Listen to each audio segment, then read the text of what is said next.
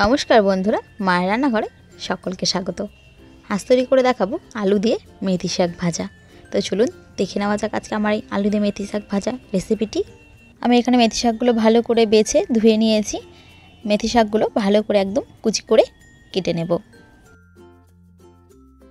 কড়াইতে দিয়ে দেব 3 থেকে 4 চামচ পরিমাণে তেল। তেলটা ভালো করে গরম হয়ে গেলে এর মধ্যে ফোড়নে দিয়ে দিব 5 ফোড়ন, আর দিয়ে দেব থেতো করে রাখা আদা, আর 4 থেকে 5টা কাঁচা লঙ্কা ফাটিয়ে নেওয়া, আর দিয়ে দেব পেঁয়াজ কুচি। সব ফোড়নগুলো ভালো করে একটু ভেজে নিতে হবে।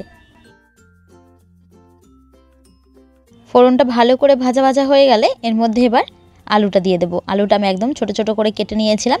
আলুটা দিয়ে ভালো করে আলুটা ভেজে নিতে হবে। গ্যাসের ফ্লেমটা ভালো করে কমিয়ে আলুটা ভালো করে ভেজে নিতে হবে। আলুটা ভালো করে ভাজা হয়ে গেলে এর মধ্যে এবার কুচি করে কেটে নেওয়া মেথি শাকটা দিয়ে দেব। মেথি শাকটা দিয়ে ভালো করে আলুর সাথে শাকটা মিশিয়ে নিতে হবে। স্বাদ মতো লবণ দিয়ে দেব। লবণ দিলেই দেখবে শাকটা থেকে না বেশ খানিকটা পরিমাণে জল ছেড়ে দিয়েছে। এই ঢাকা দিয়ে শাকটা খুব ভালো করে কিন্তু সেদ্ধ করে নিতে হবে। আমি ঢাকা দিয়ে শাকটা ভালো করে রান্না করে নেব। 2 মিনিট পর ঢাকাটা তুলে ভালো করে নেড়ে নিতে হবে। শাকটা থেকে দেখো বেশ খানিকটা পরিমাণে জল ছেড়ে দিয়েছে। জলটা যতক্ষণ না খুব ভালো করে শুকাচ্ছে ততক্ষণ খুব ভালো করে কিন্তু রান্না করে নিতে হবে। এর মধ্যে বা দিয়ে দেব সামান্য পরিমাণে হলুদ। শাকটা ভালো করে ঢাকা দিয়ে রান্না করতে করতে দেখবে শাকটা থেকে এমনি বেশ খানিকটা পরিমাণে জল ছেড়ে দিয়েছে। জলটা যতক্ষণ না ভালো করে শুকিয়ে যাচ্ছে ততক্ষণ খুব ভালো করে শাকটা ভেজে নিতে হবে। এর মধ্যে একদম সামান্য পরিমাণে চিনি দিয়ে দেব।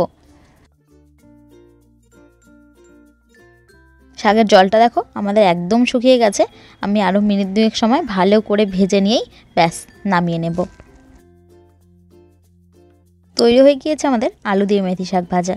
রেসিপিটি ভালো লেগে থাকলে অবশ্যই বাড়িতে একবার ট্রাই করো।